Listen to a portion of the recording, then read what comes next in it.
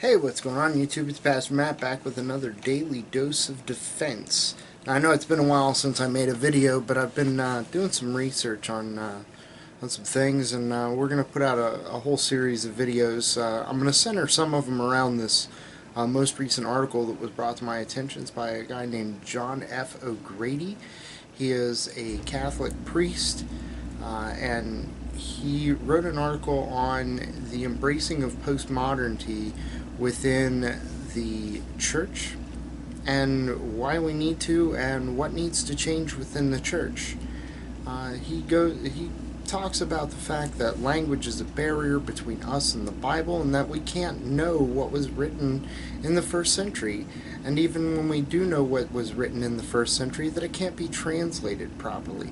He goes through the same with the Old Testament, but largely I've shown that the New Testament, we do know what was written, and not just what was written, but we have good translations, sound translations of these, because we can utilize words within context, and we can understand what is going on in the situation that led the writer to write what he did.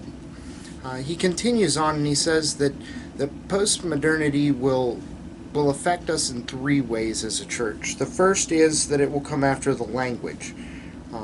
And they talk about the fact that there's some continuity in the translation language, but there's a great deal of discontinuity in the translation of the language. Now, many people say, why are there so many translations of the Bible?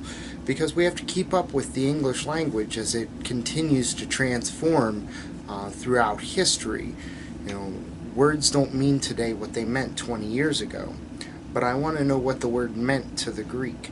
What were they really talking about? If we talk about faith, too often in our culture, in our society, people look at faith and they say, oh, well, it's this blind thing where I believe it because I have to. But that's not what the biblical definition is. The biblical definition of the word is pistis or pistuo, is trust. It means that we are called to trust in God. So there's this misconception among postmodernists that there's too much discontinuity in language for us to be able to properly convey what the Bible is actually saying. Now, the second thing that he talks about is objectivity and truth, and we kind of went through this with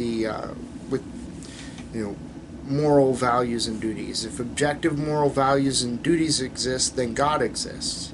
Objective moral values and duties do exist, therefore God exists. We can know that God exists because we can know that there are objective moral values and duties. How do we know that they are objective? Because they would be wrong no matter when, no matter where, and no matter who did them. Or they would be right no matter when, no matter where, no matter who did them. Whether an enemy of ours did it or a friend of ours did it, it would be right or wrong.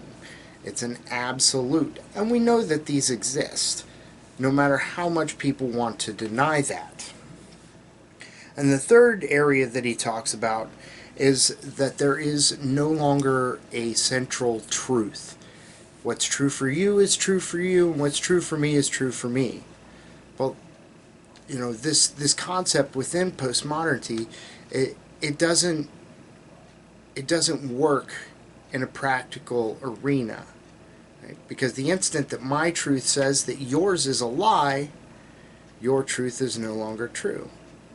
Or what about if I say 2 plus 2 equals 5, and I am determined that I'm going to live my life by 2 plus 2 equaling 5?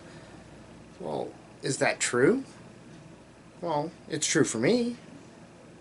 We can understand that that's false. That's patently false. That there is a practical truth.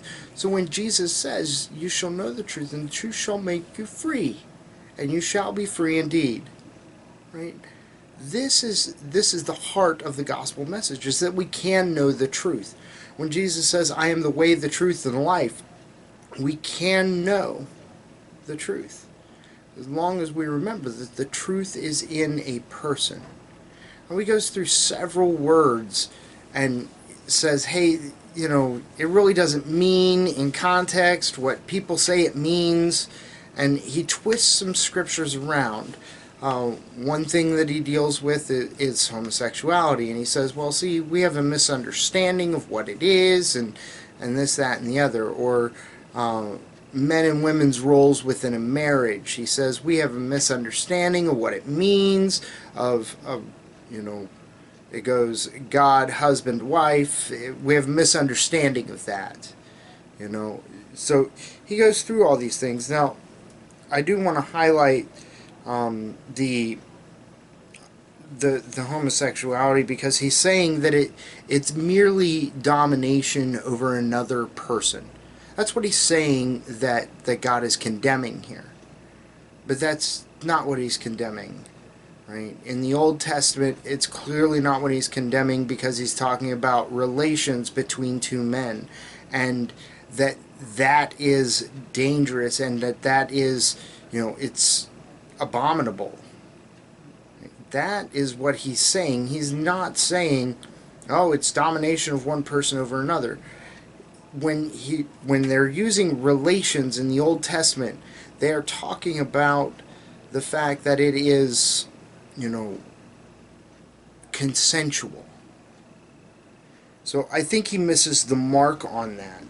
And in the New Testament, Paul lists it amongst a plethora of other sins in Romans 1. And he says these things are abominable to God. These things, God does not like these things. So don't do them. And he includes this in a list of sins. Now, do we have a tendency to highlight this one sin as being particularly worse than the rest?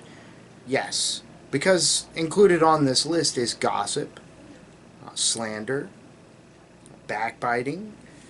These are things that are included on the list. Now, the job of the scholar, the job of the layperson sitting in the pews listening, is to determine what is the context in which it is put. And in the context we see these words being used throughout the New and the Old Testaments, is that this particular sin is bad, that all sin is bad, and that it is for this reason that people need to come to Christ. That is what the purpose is. People like this, they don't get second guessed often enough. People just buy it hook, line, and sinker because they've got degrees behind their name, or in front of their name, or hey, he's a respected rabbi or priest, or, you know, pastor, whatever, right? They don't get second guessed on their interpretation of things. Our job as Christian believers is to do that. Until next time, this has been a Daily Dose of Defense. Thank you for listening, and God bless.